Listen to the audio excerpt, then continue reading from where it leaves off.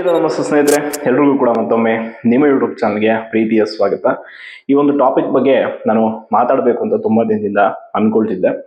ಕಾರಣ ಏನು ಅಂತಂದ್ರೆ, ಇವತ್ತು ನನ್ನ ಸುತ್ತಮುತ್ತಲಿನ ವಾತಾವರಣದಲ್ಲಿ ನಾನು ನೋಡ್ತಕ್ಕಂಥ ಕೆಲವೊಂದಿಷ್ಟು ಘಟನೆಗಳು ಅಂಡ್ ಎಲ್ಲದಕ್ಕಿಂತ ಹೆಚ್ಚಾಗಿ ಈ ಒಂದು ಓಡ್ತಾ ಇರುವಂತ ಜಗತ್ತು ಅಂದ್ರೆ ತುಂಬಾ ಫಾಸ್ಟ್ ಆಗಿ ರನ್ ಆಗ್ತಾ ಇದೆ. ಇವತ್ತು ಟೆಕ್ನಾಲಜಿ ಆಗಿರ್ಬೋದು ಪ್ರತಿಯೊಂದರಲ್ಲೂ. ಸೊ ಇಂಥ ಒಂದು ಕಾಂಪಿಟೇಷನ್ ಇರುವಂತ ವರ್ಲ್ಡ್ ಅಲ್ಲಿ ಎಲ್ಲರಿಗೂ ಕೂಡ ಸಕ್ಸಸ್ ಬೇಕು, ಎಲ್ಲರೂ ಕೂಡ ಯಶಸ್ವಿ ಆಗಬೇಕು. ಬಟ್ ಯಾರಿಗೂ ಕೂಡ ಈ ಯಶಸ್ಸಿನ ದಾರಿಯಲ್ಲಿ ತಾಳ್ಮೆ ಇಲ್ಲ. ಮೊನ್ನೆಯಷ್ಟು ನಾನೊಂದು ಪುಸ್ತಕದ ಬಗ್ಗೆ ಒಂದು ಮಾಹಿತಿ ಕೊಟ್ಟಿದ್ದೆ. ಸೊ ಯಾರು ಇವತ್ತು ಆಲ್ಮೋಸ್ಟ್ ಓದೋದನ್ನ ನಿಲ್ಲಿಸ್ಬಿಟ್ಟಿದ್ದಾರೆ, ಅದರಲ್ಲೂ ಒಳ್ಳೊಳ್ಳೆ ಪುಸ್ತಕಗಳು, ಒಳ್ಳೆ ಮಾಹಿತಿ ಸಿಗುತ್ತೆ ಅಂತಂದ್ರೆ ಯಾರಿಗೂ ಅಷ್ಟೊಂದು ಇಂಟ್ರೆಸ್ಟ್ ಇರಲ್ಲ. ಒಂದು ಯಾವುದೋ ಒಂದು ಅತ್ಯಾಚಾರದ ಘಟನೆ, ಕೊಲೆ ಘಟನೆ ಬಗ್ಗೆ ಹೇಳಕ್ ಹೊರಟ್ರೆ ಅದ್ರ ಬಗ್ಗೆ ಕೇಳೋದಕ್ಕೆ ಕ್ಯೂರಿಯಾಸಿಟಿ ಬಿಲ್ಡ್ ಆಗುತ್ತೆ ಜನರಿಗೆ. ಒಂದು ಒಳ್ಳೆ ವಿಚಾರದ ಬಗ್ಗೆ ಹೇಳ್ತಾ ಹೋಗಿ ಯಾರು ಅದನ್ನ ಕೇಳೋಕೆ ರೆಡಿ ಇರಲ್ಲ. ಸೊ ಹಂಗೆ ಅಂಡ್ ಓವರ್ ನೈಟ್ ಸಕ್ಸಸ್, ರಾತ್ರಿ ಬೆಳೆದು ಬಿಡಬೇಕು, ರಾತ್ರಿ ಸಕ್ಸಸ್ ಆಗ್ಬೇಕು, ದುಡ್ಡು ಮಾಡಬೇಕು, 1 ವರ್ಷ ಓದಕ್ ಬಂದಿದ್ದಂದ್ರೆ ಅದೇ ವರ್ಷ ಜಾಬ್ ಆಗ್ಬಿಡ್ಬೇಕು. ಈ ಮೈಂಡ್ ಸೆಟ್ ತುಂಬಾ ಜನರಲ್ಲಿ ಇದೆ. ವಿಶೇಷವಾಗಿ ನಾನು ಇವತ್ತು ಎಲ್ಲೇ ಹೋದ್ರು ಕೂಡ ತುಂಬಾ ಕಡೆ ಕೇಳ್ತಾ ಇರುವಂತದ್ದು ಇದೆ. ಅಂಡ್ ಎಲ್ಲದಕ್ಕಿಂತ ಹೆಚ್ಚಾಗಿ ಈಗಿನ ಪೋಷಕರು ಕೂಡ ಹಂಗೆ ಇದ್ದಾರೆ. ಪೇರೆಂಟ್ಸು ಇವತ್ತು ಮಗನ್ ಕೋಚಿಂಗ್ ಕಳಿಸ್ತೀವಿ ಈ ವರ್ಷ ಅಂದ್ರೆ ಈ ವರ್ಷ ಜಾಬ್ ಆಗ್ಬಿಡ್ಬೇಕು ಅವನಿಗೆ, ನೆಕ್ಸ್ಟ್ ವರ್ಷದವರೆಗೂ ಕಾದ ಅಂತಂದ್ರೆ ಕಂಪೇರ್ ಮಾಡೋದು. ಅವನ್ ಜಾಬ್ ಮಾಡ್ಕೊಂಬಂದ, ನೀನೇನ್ ಮಾಡ್ದೆ, ಅವನ್ ಹಂಗಾದ, ನೀನೇನ್ ಮಾಡ್ದೆ, ಈ ರೀತಿ ಎಲ್ಲಾ ಕಡೆ with society and social media influence. ಈ ಸೋಷಿಯಲ್ ಮೀಡಿಯಾದಲ್ಲಿ ಕೆಲವ್ರು ಯಾರೋ ಒಂದು ವರ್ಷದಲ್ಲಿ ಬೆಳೆದು ಬಿಡ್ತಾರೆ, ಬೇಗ ಏನೇನೋ ಪ್ರಮೋಷನ್ ಮಾಡಿ ದುಡ್ಡು ಮಾಡಿ ಏನೋ ಮಾಡ್ಬಿಡ್ತಾರೆ. ಅವ್ರಂಗೆ ನಾವು ಮಾಡಬೇಕು, ದುಡ್ಡು ಮಾಡ್ಬೇಕಂತ ಹೊರಟು ಬಿಡೋದು. ಇದು ಯಾವುದು ಕೂಡ ಕೆಲ್ಸಕ್ಕೆ ಬರಲ್ಲ. ಪ್ರತಿಯೊಂದು ಕೂಡ ಯಾವ ಸಂದರ್ಭ, ಯಾವ ಸಮಯಕ್ಕೆ ಏನಾಗಬೇಕು ಅದೇ ಸಮಯಕ್ಕೆ ಆಗೋದದು.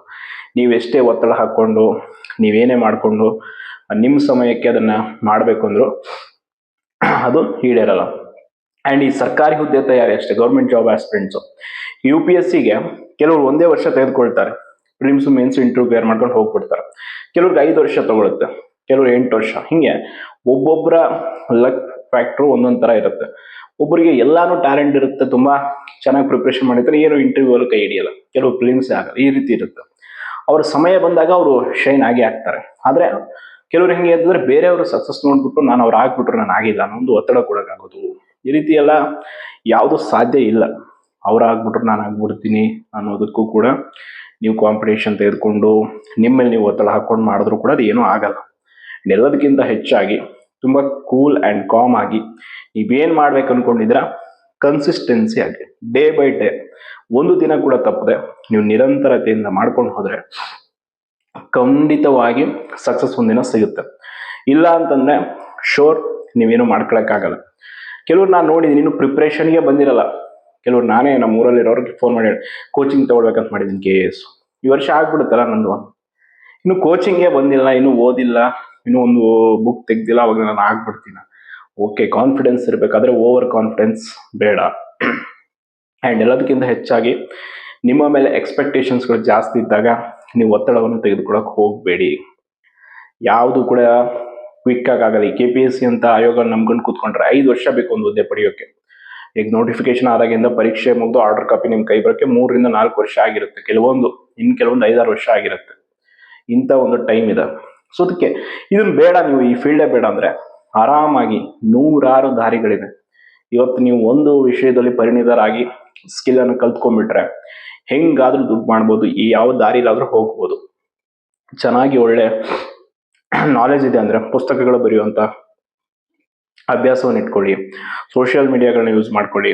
ಇವತ್ತು ಎಷ್ಟೆಲ್ಲ ಮಾಹಿತಿ ಸಿಗುತ್ತೆ ಉಚಿತವಾಗಿ ಅಂತಂದ್ರೆ ನೀವು ಏನು ಬೇಕಾಗಿದ್ದನ್ನು ಕೂಡ ಪಡ್ಕೊಳ್ಬೋದು.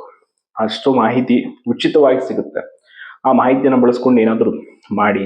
ಅದನ್ನ ಬಿಟ್ಟು ನಾನು ಇದೊಂದೇ ಜೀವನ, ಇದಿಲ್ಲ ಅಂದ್ರೆ ಆಗಲ್ಲ. ನೀವು ಫಸ್ಟ್ ನಿಮ್ಮ ಮೇಲೆ ನಿಮಗೆ ನಂಬಿಕೆ ಇಟ್ಕೊಂಡು ಒಂದು ಕಡೆ ಫೋಕಸ್ ಆಗ್ಬೇಕು. ಈಗ ನಾನು ಇದನ್ನ ಮಾಡ್ಬೇಕು ಅಂತಂದ್ರೆ ಅದನ್ನ ಮಾಡೋಕ್ಕಾಗುತ್ತಾ ಇಲ್ವಾ, ಅದನ್ನ ಪ್ರಯತ್ನ ಪಡು. ಅಲ್ಟಿಮೇಟ್ಲಿ ಅದು ಆಗಿಲ್ಲ ಅಂದಾಗ ಇನ್ನೊಂದು ದಾರಿನ ನೀವು ನೋಡ್ಕೊಳ್ಬೇಕು. ಅಂಡ್ ಬೇರೆಯವರು ಇನ್ಫ್ಲುಯೆನ್ಸ್ ಮಾಡ್ತಾ ಇರ್ತಾರೆ. ಬೇರೆಯವ್ರ ಇನ್ಫ್ಲುಯೆನ್ಸು ನಿಮಗೆ ಅದು ಎಫೆಕ್ಟ್ ಆಗಲ್ಲ. ಬೇಕಾದ್ರೆ ಬೇರೆಯವ್ರಿಗೆ ಹೊಟ್ಟೆ ಹಸಿದ್ರೆ ನೀವು ಊಟ ಮಾಡೋಕ್ಕಾಗಲ್ಲ, ನಿಮ್ಮ ಹೊಟ್ಟೆ ಹಸಿರು ನೀವೇ ಊಟ ಮಾಡಬೇಕು. ಸೊ ಹಂಗೆ ನಿಮ್ಮ ಡಿಸೈರ್ಸ್ ಏನಿದೆ, ನಿಮ್ಮ ಮನೆ ಪರಿಸ್ಥಿತಿ ಏನಿದೆ, ನಿಮ್ಮ ಮೇಲೆ ಏನು ಒತ್ತಡಗಳಿದೆ, ಅದ್ರ ಪ್ರಕಾರ ನೀವು ಕೆಲಸ ಮಾಡಬೇಕು. ಓವರ್ ನೈಟ್ ಸಕ್ಸಸ್ ಯಾವತ್ತೂ ಸಿಗಲ್ಲ.